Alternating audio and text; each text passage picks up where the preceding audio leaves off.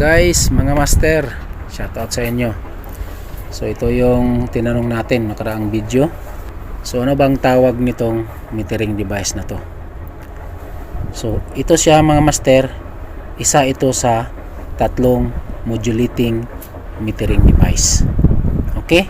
Tawag nito TXB or thermostatic expansion valve. Okay? Isa siya.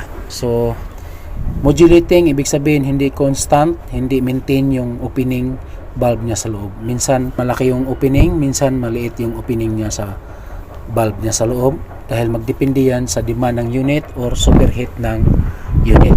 Magdepende sa temperatura nitong pipe na to, sa suction pipe. Ito yung sing-sing valve or sensor.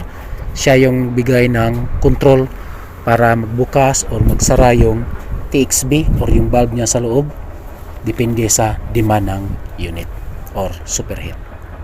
Okay? TXB, thermostatic expansion valve. Okay?